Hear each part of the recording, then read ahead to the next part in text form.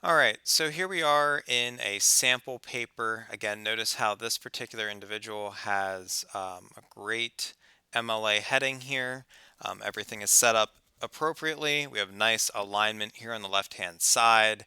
We have our title, um, and we're going to go ahead and walk through the different pieces of this essay. So, this particular individual chose a statistic from the United States Holocaust Memorial Museum, and this particular statistic relates to their topic of the resistance. Notice how that's cited appropriately.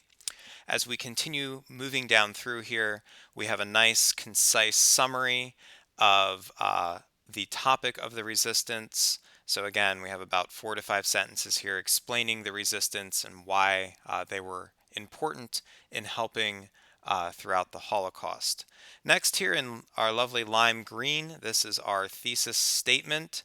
So again, that's very concise, and it tells us that the people of the resistance were brave and courageous. So we have those adjectives there that help to give a little bit more meaning behind the individuals of the resistance.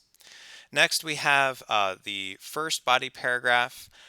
This again gives us the individual's name, it tells us what they did, they were a musician, and that they ended up joining the resistance.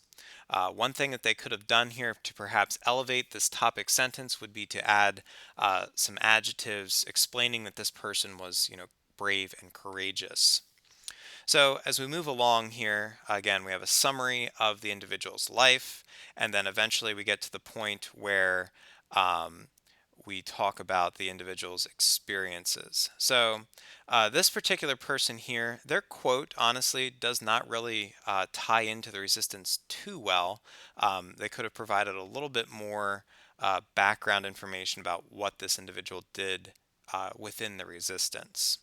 So as we move down through here, we have our second body paragraph. Again, we have the individual's name. This has a great example here, brave member of the resistance. So again, we're using those adjectives there to give a little bit more information or detail.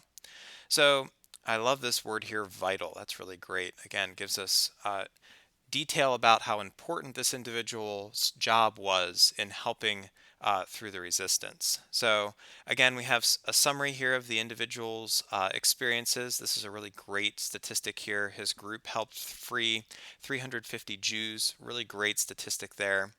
As we move down through, again, we have the individual's quote here. This individual helped with sabotage operations against the Germans. Notice how, again, this is cited correctly here.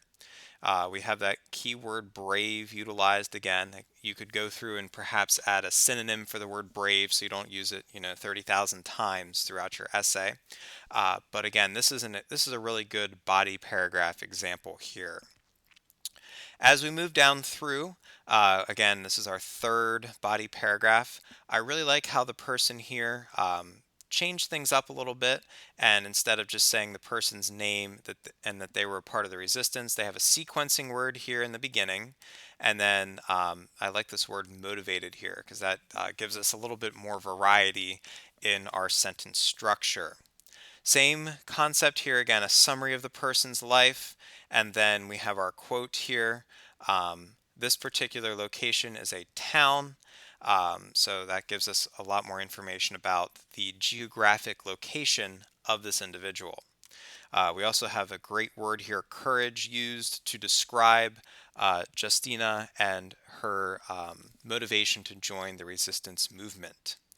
Down here we have our restated thesis again. So similar to our lime green thesis statement up here at the top, but again we have different words that are utilized.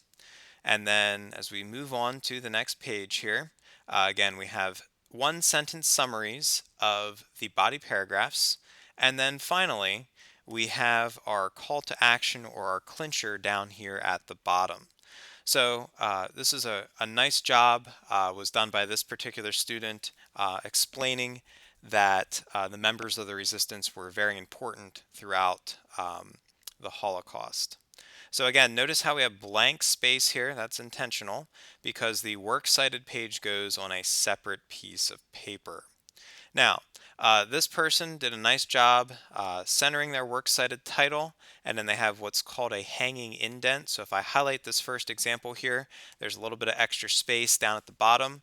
They did a nice job alphabetizing their sources, and in this case here, this individual used 5 separate sources. So it looks like um, a book, or 2 books rather, and then 3 online sources. So this is an example of a quality, top-notch research paper.